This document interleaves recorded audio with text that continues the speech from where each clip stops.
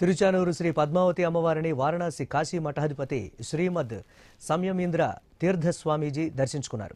ఆలయ అధికారులు స్వామీజీకి స్వాగతం పలికి తీర్థ ప్రసాదాలు అందించారు.